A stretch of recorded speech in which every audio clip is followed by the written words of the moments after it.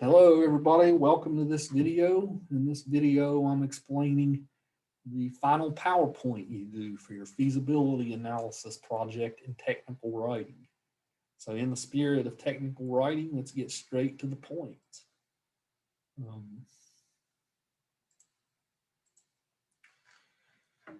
So I arranged this prompt according to our PACT criteria.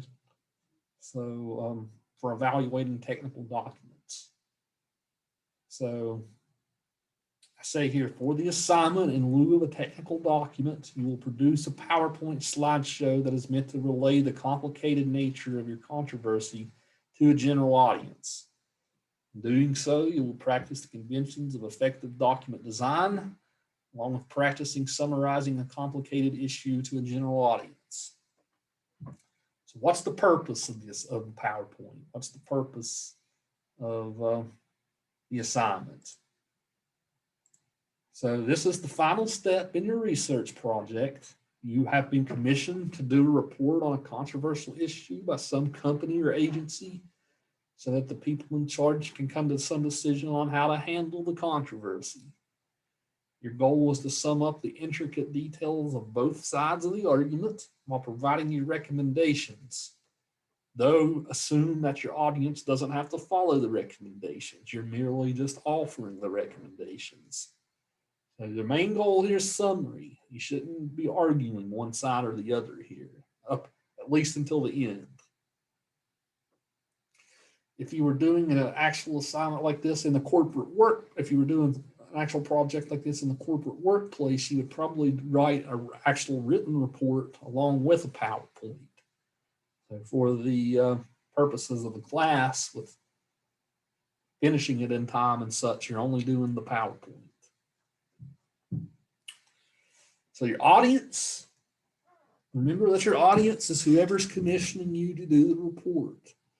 So I just thought of this topic earlier, but let's say, for instance, you're commissioned by the state legislature to write a report on allowing transgender students into the bathroom of their choice. So what's the feasibility or not passing a law allowing their transgender students to go to the bathroom of their choice in the school systems? Well, if the state legislature's commissioned you to do this, so you would then imagine that your audience is the state legislature. And that sounds like a high task, but at the same time, it's not, because the state legislature is also not fully educated on this controversy and all the details. They want to know so that they can then come to an educated decision on what type of law they want to pass. So imagine your audience is a general audience. They want to know more so that they can take some type of action on the issue.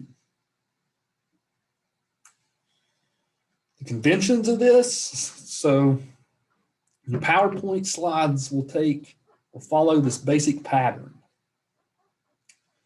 You will start out with an introduction slide, introducing yourself to your audience while conveying the purpose of why you're giving the report. This is a good place to mention your role play scenario. Welcome everyone. My name is Dr. Jeff Yeager. I'm here to give this report. I've been commissioned by the legislature to give this report on whether the state should pass a law to allow transgender students into the bathroom of their choice. So that's basically what you do on the first slides. Just give your basic cordial introductions. The second slide is a content slide. You need to show exactly where you're going in the presentation. So map out the rest of your slides in the contents. Provide a table of contents slide. Show where you're going with your PowerPoint, with your speech. I say speech as if you were giving a speech. You're not. But if you were actually giving a speech with the PowerPoint, show where you're going. Give an agenda for the rest of the PowerPoint. Then after this, you're going to provide slides that fully explain the nuances of the argument on both sides of the controversy. Keep the document design of the slides simple. Think of the slides as talking points. Avoid writing large chunks of text. The key here is to convey the information, explanation of the argument simply yet cogently. You should provide slides for each aspect of the argument. If you're doing the aforementioned topic on bathrooms, for instance, have a slide explaining each reason people use to explain the feasibility of enacting such a policy. You would also have slides explaining the reasons against the proposal too. In a nutshell, take your time, break up your slides, and don't try to explain an entire complicated argument with only one slide.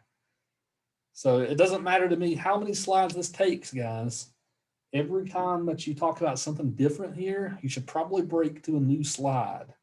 You don't want to try to cram too much into any one slide. I know that the tendency here in this class so far has been to cut work a little short. Get as much slides as it takes. It doesn't matter how many. You just simply want to avoid having slides that have too much in them. You don't want to overwhelm the viewer or the listener with any one slide. So whatever argument about whether we should use transgender students should be able to use the bathroom of their choice, whatever arguments you use for and against, you should have a slide for each argument. All right, so let's say there might be 3 main points about why they should and 3 main points about why they shouldn't.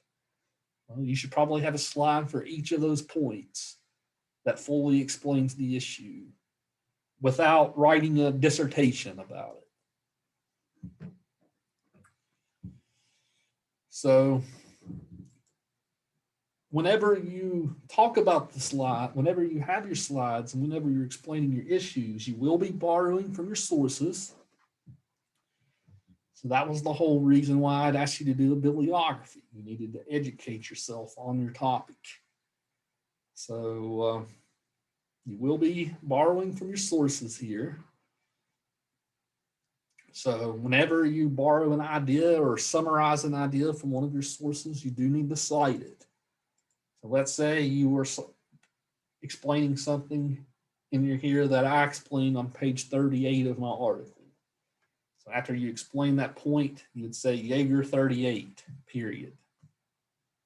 All right, so you need to cite on the slide whenever you borrow information from one of your articles. If you don't do that, that can be constituted as plagiarism. Make sure you always cite whichever article you found your information. And then close to the end, provide a slide or two giving recommendations to your audience about the argument or plan of action you think is more feasible. Up until this point in the presentation, there should not be an argumentative tone, only an informational tone. So where do you think that the audience should go from here? What do you think is the more feasible plan of action and why? After that, bring the presentation to a clear, concise close. I say, remember the basic adage on speeches, tell them what you're going to tell them, and tell them again. Right? So sum up your main ideas again. And then your last slide should be a works cited. So cite your cite whatever sources you used in your slideshow in MLE and put them at the end of your slideshow and a works cited slide. Think about it like it's a works cited page, except it's a works cited slide. You don't have to use the annotations though. Just give me the basic citations of all the stuff you used here. I say here, what are some trouble spots? Keep your design simple. Don't put too much text in any one slide. I say the reason for that, if you were presenting the PowerPoint with the speech, you would run the risk of the audience paying more attention to reading your PowerPoint than hearing your speech. Give us the basic details of what we need to understand the arguments. Change slides as often as necessary. There's no maximum number of slides here, but you should change every time you explain something new about your issue. As I said, don't have one gigantic slide trying to explain the whole issue. And then cite every time you borrow an idea from one of your articles. When in doubt, cite. That's the basic rule of all research. When in doubt, cite. So the deadline for this is 11:59 p.m. on Wednesday, May 12th. So from the filming of this video, you have a week to put together your PowerPoints. I will, of course, be getting your topic proposals and bibliographies back. They're on my agenda. So you're going to get those back. So you'll have plenty of time to think about your controversy while you're putting together your PowerPoints. So good luck with this, guys. Good luck with this. You will do just fine. Trust me when I say that doing a PowerPoint's not as bad as doing an actual document. So cutting you a little slack in this regard. But at the same time, you guys should probably know how to put together a good PowerPoint. Because you might be doing them in your future, in your careers. That's something that English classes don't often cover enough. You guys probably have had classes where professors have death by PowerPoints, right? They cram way too much into slides. So make the PowerPoint digestible. Make it smooth as butter. So until then, so good luck, guys. Let me know if you have questions. Take care.